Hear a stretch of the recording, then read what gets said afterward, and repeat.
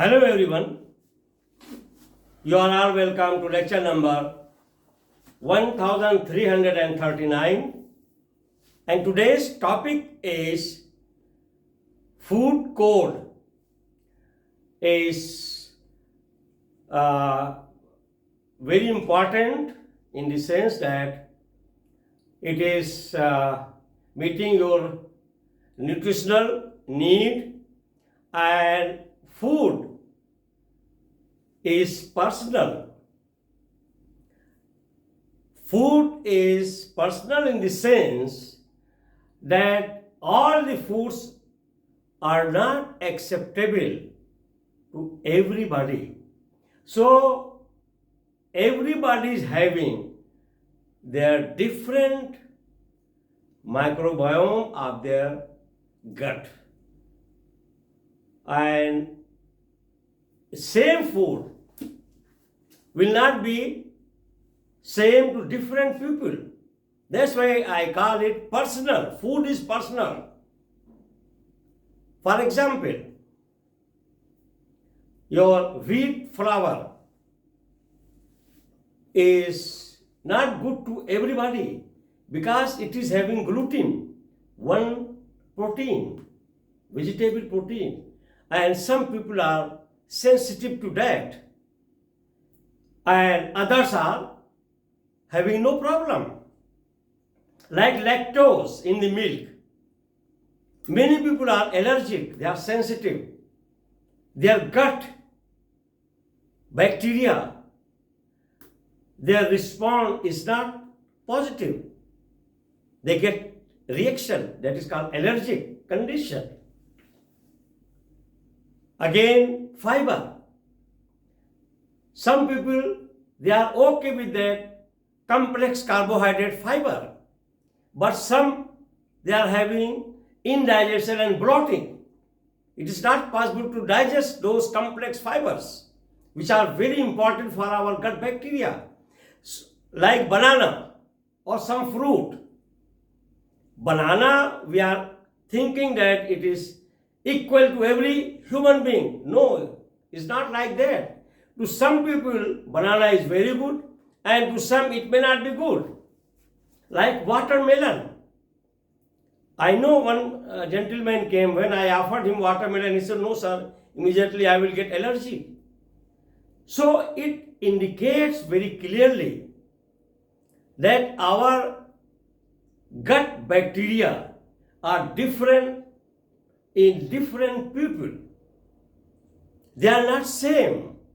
Our genetic pre-programming of microbiome is not same.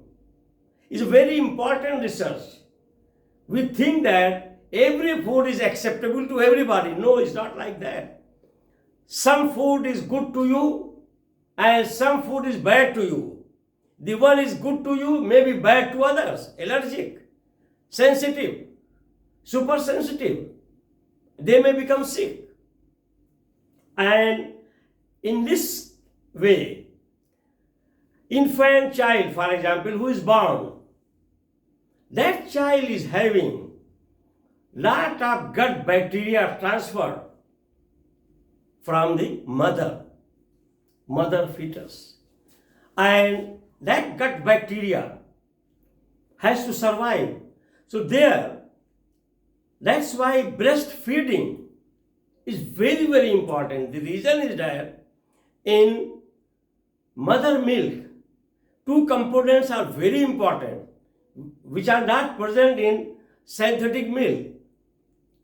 One is called, that is immunoglobulin, a type of protein, which will improve drastically the immune system of infant.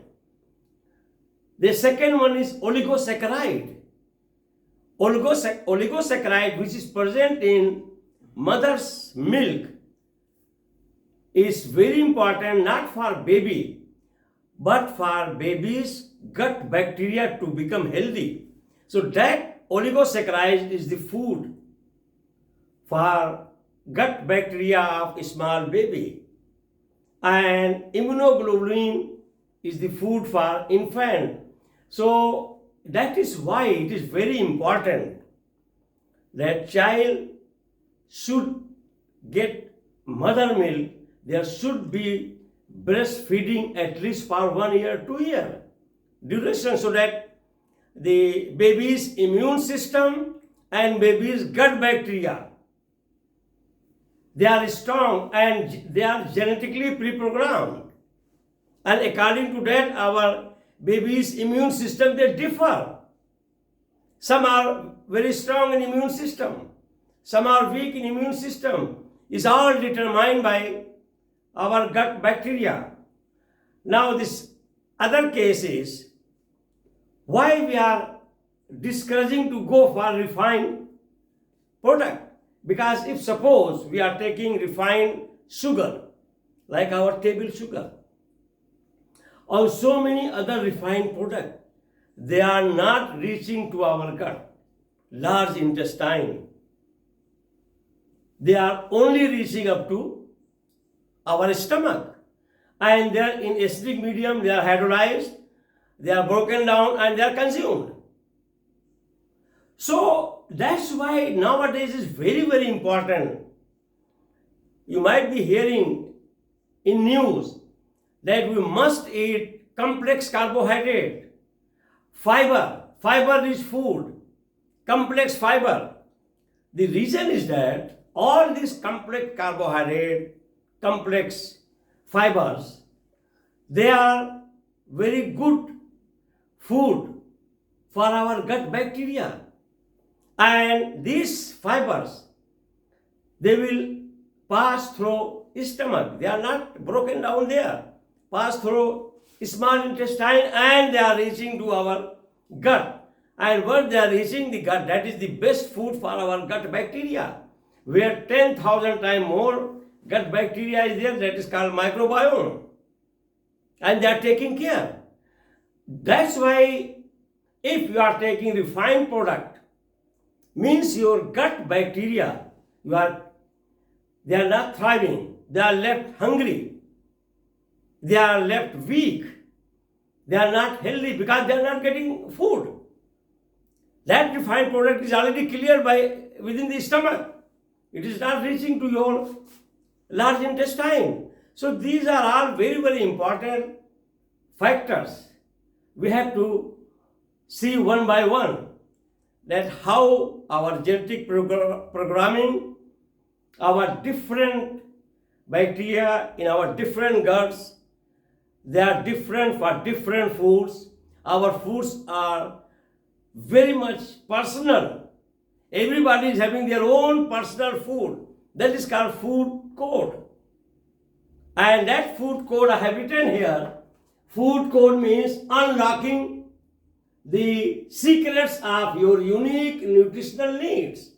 There is secrecy behind it. Whatever nutritional need is there for your gut, for your body. So all this I am going to give you in summary. So here I have given this summary. I call it the foods are personal and there is food code. Means foods are different for different guts. So here, number one, the concept that foods are personal to different people due to varying gut response is fascinating. Because gut response is different to different type of food to different people. It's not that gut of every human being is same and they cannot be modified. They are genetically oriented, and that's why it is called nutrigenomics. Nutrigenomics means your genetic pre-programming of gut is going to determine which food is good or which food is bad to your gut. That is very important. So here, number two, gut response to different foods. What is the response of your gut to different foods? A, genetic variation. So this is your genetic variation is first factor. How your the gut genes are programmed, and according to that, the bacteria of your gut will be responding. So that there is unique composition of our gut microbiome influenced by the factors like diet, environment, and lifestyle plays important role in determining our gut. So all factors are responsible. That is called your genetic variation. These factors are responsible. Then B is that is microbiome composition. What is the composition of all these bacteria in your gut? There is unique composition of our gut microbiome, and they are influenced by all these factors that like diet, environment, which plays important role, and it is having different response to different foods. That's why someone is super sensitive, someone is allergic, someone is showing a reaction. I have already told you in the beginning, like gluten, like lactose, like complex fiber, they are different in response to different guts. Number 3, dietary habits. Our dietary habits, including type of foods we eat, the frequency of meals, and the amount of fibers and other nutrients which can influence your gut. The type of food I have already told you. If it is refined, that bad type, whole grain, good type, refined means it is not containing any fiber. And those refined one is not reaching to your gut. Your gut bacteria is starving. They are hungry. They are dying. They are not healthy. Because whatever food you are taking refined, like table sugar, so many other bakery products, it reaches only up to stomach. It is not reaching to your large intestine. That's why lot of emphasis is given nowadays. Go for whole grain, go for complex carbohydrate, go for fruit, vegetables, which are rich source of fiber. So that fiber is reaching to your large intestine, where your gut bacteria, they are not feeling healthy. They are not thriving. They are hungry. They are dying, so that they can get enough food. And I have given you the example of mother milk, how important it is for infant or for baby. So that also one factor. Number 4, environmental factor. Exposure to environment, toxins. Once you are exposed to environment means there are a lot of toxins, lot of gases, undesired, unwanted, like methane, carbon dioxide, sulfur dioxide, ammonia, so many. And stress level, what mental stress you have, and that your mental stress directly linked to your gut. Because gut and brain is having axis, they are connected by vagus nerve. So if your gut is disturbed, is imbalanced, I have already told you in the last lecture, your mood will be bad, you will be irritated, you will be in anxiety. So that is also one of the factor. Stress level can also impact our gut response. Number 5, personalized nutrition. So now there is personalized nutrition means everybody has to go to his or her personal food, personal nutrition. That is called personalized nutrition. Number 1 is, that is A, that is nutrigenomics. It's a very interesting word. It means that this field of study now gives the genetic variations that affect our response to different food. So once our genetic variation, which is giving different response to different food, that is called your nutrigenomic.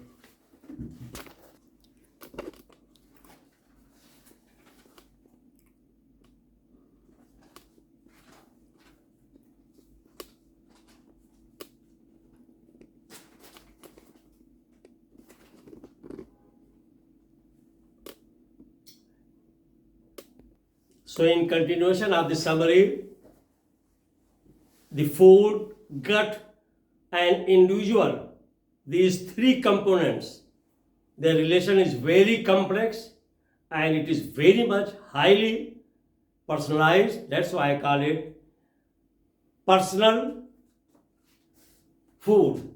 So number 5B, microbiome based diet. Microbiome based diet means, I have discussed in previous lecture, that is probiotic, prebiotic, especially probiotic, which is containing lot of fermented food, and they have lot of bacteria, microorganisms like yeast, and it can be added. That is called microbiome based diets. Recent research publications suggest that tailoring diets to an individual's unique gut microbiome composition can lead to improved health outcomes. That is called the relationship, friendship of our gut cell bacteria and gut bacteria, our human cell and gut bacteria relationship is very important. And that is, if they don't have good friendship, then it is called imbalance. And when they are imbalanced, problem starts. Number C, food sensitive intolerance. That is, I have already told you, here I have given, some people may experience diverse reactions to certain foods due to genetic predisposition. It is all genetic. Some are immune, some are sensitive, some are allergic, some are showing super sensitivity. It is all genetic predisposition, genetic pre-programming of your gut. By gut microbiome are imbalanced, and that is called human cell gut bacteria. They are not going friendly. That is called imbalance. When they are imbalanced, you will get different type of food allergy, reaction, and also lot of toxicity. B means they are imbalanced. D, foods that can elicit different response. A, lactose intolerance. Lactose intolerance is that because in the gut, genetically, those guts which are not producing enough enzyme, lactase, which can break down lactose, a type of sugar, carbohydrate, and then such type of person who are having deficiency of enzyme to break down lactose sugar will be having allergy or sensitivity to lactose. Gluten, the same thing. If there is deficiency of enzyme to break down this protein, proteinase, then they will be having some allergy or some reaction or toxic effect, which is found in wheat. They are known as, they are allergic to gluten. Then high fiber food. Some people may experience bloating or indigestion, others may not experience. It's because of, again, genetic pre-programming disposition. So your genetic pre-programming, genetic disposition is going to play a very important role in your gut microbiome, and that's why we have personalized food. Food is personal. Every food is not effective, is not good to everybody. Some are tolerant, some are intolerant. And the relationship between food, gut, and individual is complex and highly personalized. That I call it personal food.